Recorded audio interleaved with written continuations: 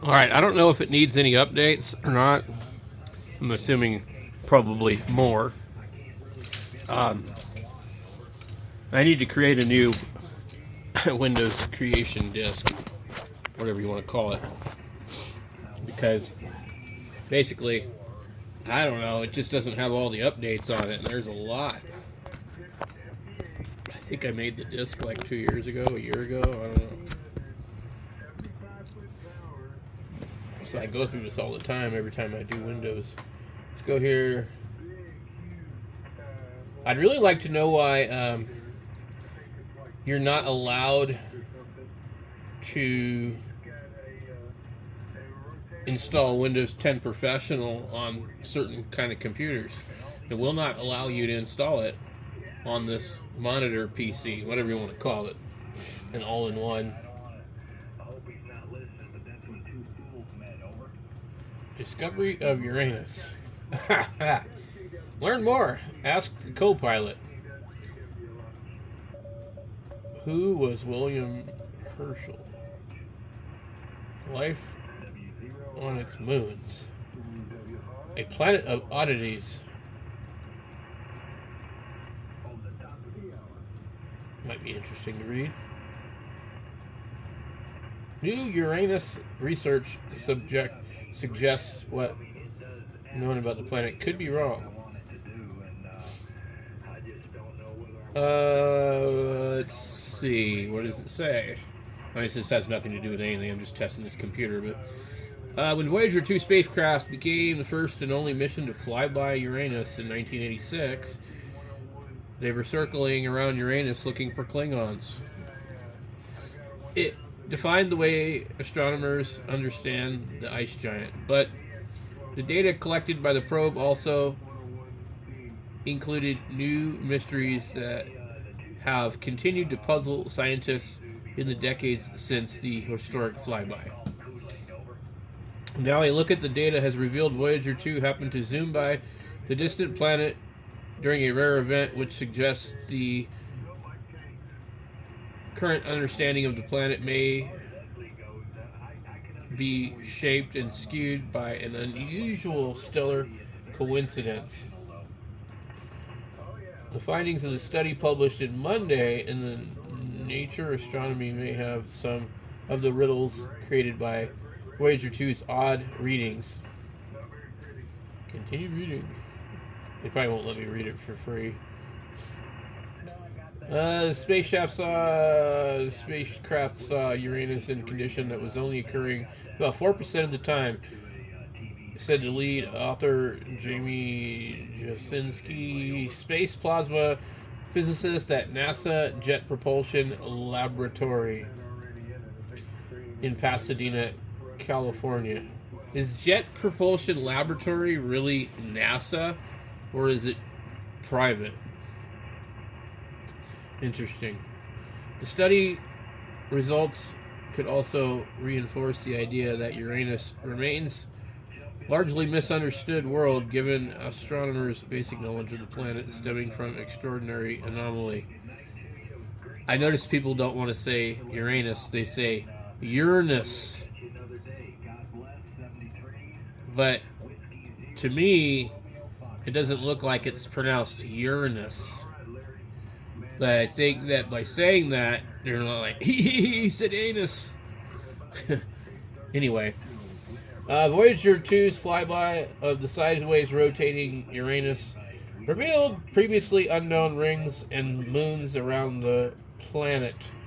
But the spacecraft's observations of Uranus' magnetosphere were wildly different from astronomers' expectations, and scientists deemed the planet as an outlier among the other large planets in our solar system, such as Jupiter, Saturn, and Neptune. Magnetosphere are the protective bubbles around the planet, like Earth, that have magnetic cores and magnetic fields, and they are driven by the planet's magnetic field. These magnetic bubbles shield the planet against solar wind and a stream of energetic particles and the gas that flows continuously from the sun. Understanding how the magnetosphere functions around other planets not only aids scientists in planning exploratory missions, it also provides an insight in how Earth's magnetosphere operates. Voyager 2's data showed Uranus's magnetosphere was home to the unexpectedly powerful electron radiation belts. Their intensity was similar to the massive bands of radiation found around Jupiter. Interesting. As the largest planet in our solar system, Jupiter has a magnetic field of 20 times stronger than that of Earth. According to NASA, the magnetic field traps charged particles and accelerates them to high speed. The rapidly moving particles release energy in the form of intense radiation that bombards Jupiter's closest moons. However, there was no apparent source of energetic particles to drive and boost the intensity of the belts seen around Uranus because that appears to be a lack of plasma or ionized gas, which was strange because the plasma is a common element in magnetospheres and other planets. Voyager 2's observations of Uranus' magnetosphere defined the way astronomers understand how magnetic fields trap energetic particles and their radiation. Blah, blah, blah, blah, blah. I thought this was going to be a quick read. I'm really sorry, guys.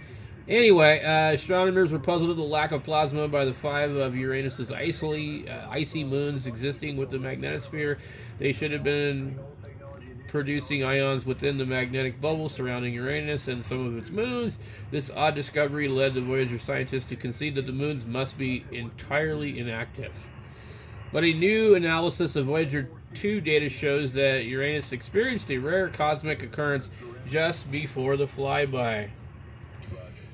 Solar interference. Days before the flyby, an intense solar wind event was released from the sun, stirring up the space weather throughout the solar system. The solar wind hit Uranus and dramatically compressed its magnetosphere, likely pushing plasma out of it. But the solar wind also made Uranus' magnetosphere more dynamic by feeding it with electrons, which boosted the planet's radiation belts, according to the new study. Anyway, if you want to read this and laugh at Uranus, go for it. I will read it for myself later, but we're just kind of checking. Okay, so this computer wants to restart.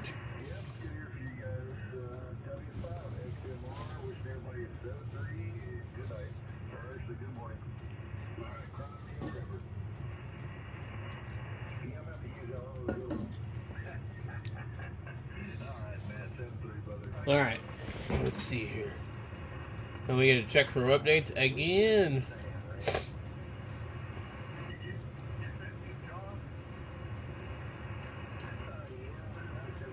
This thing's definitely sluggish. This would probably do a lot better with Linux.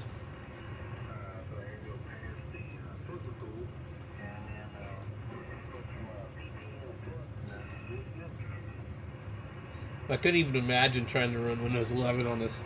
And this is like every year, the operating system gets worse and worse and worse and worse as far as like, you know, running on older hardware.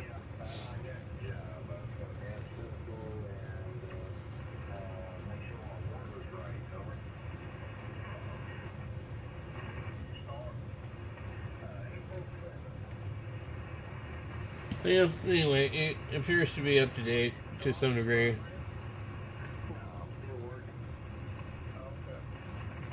Let's get this Copilot fucking crap off of here. God damn. They just like to spam the shit out of you on Windows with all this BS that you don't need.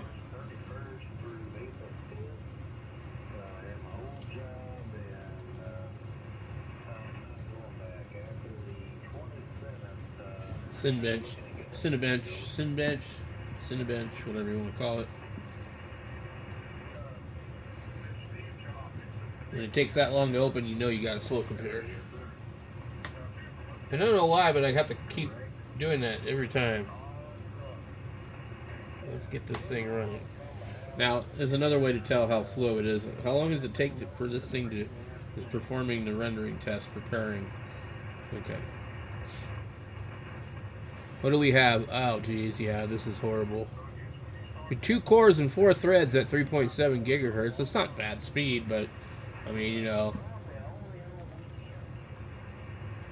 I don't even know. Like, I think it's like, to me, it seems like if you're not doing a whole bunch of stuff, you shouldn't need, like, you know, a 4 or 5 cores or 8 cores or whatever, 12 cores. Some of these things are nuts. But I'm going to say this is probably going to score a little bit better than the streaming PC, but probably around 1,000.